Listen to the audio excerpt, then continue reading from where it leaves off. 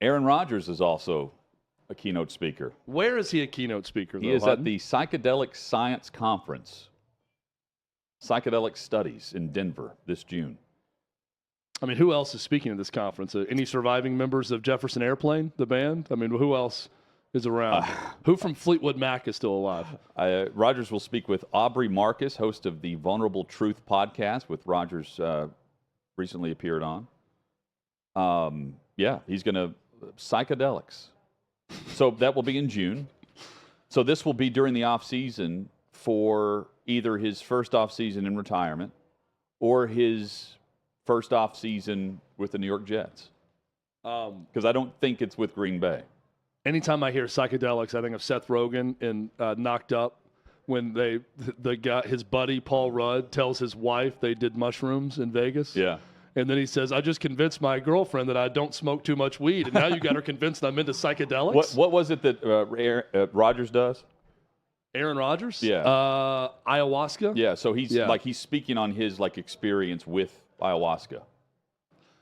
Of all the things that Aaron Rodgers could be involved in, like his State Farm commercials, and so many different groups that would reach out to any celebrity of Aaron Rodgers status, you're going to get hit up for things, requests, come speak at this convention, come speak at this banquet, make an appearance here. So his agent, his management have to sift through all these things and decide which ones are worthy of his time.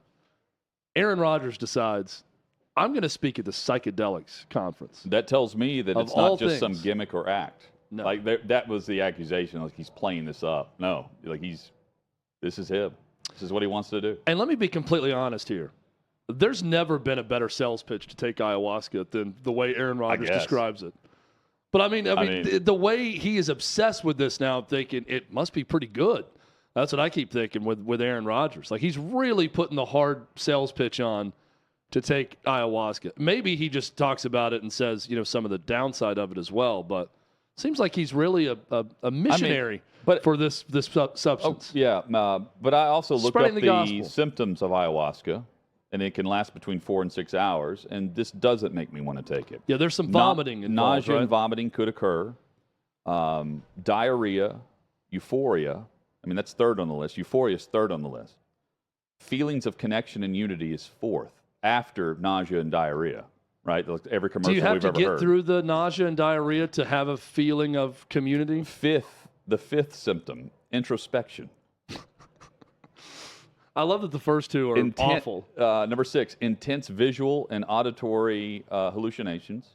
Experience powerful emotions is number 7. You can also do that by just drinking red wine. And anxiety is last on the list of the effects of ayahuasca. Now I just think they're just making you sick. These are also symptoms you can be overly emotional when you're really sick or coming off of sickness. I think they just make you throw up a lot. And then you start to hallucinate. You can't sleep as well. And then now I'm feeling. Yeah, 4 to 6 hours later, you're lighter and you're not sick anymore, so you feel better about your experience. It's also hard for me to imagine a substance that would make you hallucinate and have a sense of belonging and community and all of these things that ayahuasca does to you that would not just rip through your insides. Hence the diarrhea and the vomiting, right? But anything that does all those things, I feel like that's probably not conducive to your digestive system by just drinking that substance. It's got to be, the euphoria has to be so great that you're willing to put up with that, right? It's like drinking where you have a hangover the next day. You kind of know you will. Yeah. But you do it anyway. Hope it was fun. Hope it was fun. We use the line from Varsity Blues to anyone who's hungover. Hope last night was fun, boys. Hope it was fun. It sounds like, the old adage where you will trade a bit of tomorrow's happiness for today, and then you have to go to the bank and pay them back the next day with the hangover you have. And sometimes you have to, actually go to the bank when you're hungover, and that's also not fun. Yeah. When errands have to be run, no hangover stopping that. So the Jets seem to be making some room for Aaron Rodgers, at least on the salary cap end of things, and they're going to have to maneuver the cap a bit in order to make the trade happen before March 15th if they want to be below the salary cap deadline. Braxton Berrios no longer with the team. He was commanding a high salary anyway. They're going to release him at the start of the league year next week. That's coming from Adam Schefter. And it was around a $5 million deal for him who, I mean, he's a possession guy / special teams guy. So he was on the chopping block. He had been rumored to be released with or without Aaron Rodgers. Maybe the best acquisition, though, Chad, believe it or not, is Nathaniel Hackett. He was one of the 4 who traveled to California to meet with Aaron Rodgers and the Jets. They play ping pong together? Along with Woody Johnson, probably. Yeah. Which confirms what the Broncos were trying to do a year ago. I just like Nathaniel Hackett after his just total miserable failure in Denver. Just shows up in California and has like a portable ping pong table. Yeah. And unfolds it and has a paddle and ball. And he just says, "Hey, Aaron, want to have a game?" That's the first thing he says. And they talk about the Jets over a nice game, a nice volley. Meanwhile, Woody Johnson. Before they get competitive and you can't talk, him. They have a nice volley back and forth. And they play ping pong together, and then they discuss it. Hutton, my level of shock if this doesn't happen and Aaron Rodgers isn't traded to the Jets is probably at about 80%. I'm 80% certain right now this will happen. I feel like now it's the point where when the news breaks, it's just going to be well, there it is. My response can be, there it is. Yeah. There's what we all thought would happen. I think I haven't considered the retirement option as much as what I probably should, though. Yeah, a lot of people believe that's a real possibility. Yeah, so I don't. So you think he's definitely playing? Again, I am 80% confident this Jets thing will happen, with all the smoke around it, with the meeting, with everything else. Like I would be surprised if any other outcome happened, whether it be him staying in Green Bay, traded somewhere else, retiring. If it's not Aaron Rodgers to the Jets, I'm gonna be surprised. So here were the 4 that were there in California. So you got Woody Johnson, who we knew. Joe Douglas, the general manager, makes sense. Head coach Robert Saleh, of course, you would want to bring him along too. But then they also bring Hackett with the connection there from Green Bay. So I want to know what that means, because it didn't mean that he wanted to go to Denver a year ago, right? Yeah. Because that's what the idea was in theory is, the Broncos have hired Nathaniel Hackett. That's where Rodgers is going to want to end up, and he'll make sure he's going to get his $50 million somewhere else. Turns out he stayed in Green Bay, and then an hour later, they had traded for Russell Wilson. No, so we know the rest of the story. Yeah, I think failure helps. It doesn't help, but it shapes your perspective of the situation. So Aaron Rodgers, they were really good the year before, and he won the MVP with Green Bay. So deciding that it's not that you don't want Denver, it's just that you want what's behind door number 1 first. And at the time, what was behind door number 1 was a run-it-back scenario. I mean, this is a team that could win the Super Bowl. They lost their first playoff game the year before at home, but they had a bye. I think they were the number 1 overall seed in the NFC at that point when they lost to San Francisco the year before. So you can realistically say number 1 seed, MVP. Let's run it back in Green Bay and see if we can't win a Super Bowl. But then you have a lot of hard times the next year. So that's what changed things. I bet if this year happened the year before, he would have been more open to Denver. Just like now, he wants to go to New York or somewhere else, I believe. And he doesn't want to go back to Green Bay because he experienced that year of not total failure, but of setbacks, of disappointment, of not being a playoff team. And I just get the vibe that he's not into, like, mentoring, quote unquote, right? No. It's Which a lot is really like odd Brett for a Favre. guy who complained a lot about the Brett Favre situation. It's a lot like Brett Favre, yeah. And I don't know how things have gone behind the scenes over the last 2 years with Jordan Love. We know how Rodgers reacted to it to begin with when he was drafted. And if you fast forward to now, the Jets are saying they want to keep Zach Wilson around. At least that's what they're saying right now as the backup to Aaron Rodgers. They have investment made in him, so it makes sense. But at the same time, they also know they're not going to get much for him on the trade market, so might as well keep him based on what you thought of him when you drafted him. But I don't see that as some great thing that Zach Wilson's going to be backing up Aaron Rodgers, right? Yeah. As like the next guy after Rodgers has done in 2 or 3 years. It's not like or 1 year. Not from a place, but like a Matt Ryan. I feel like it'd be a good guy to bring in. He will help the young guy get through this rough time and become a better pro, where he's not a very good pro now.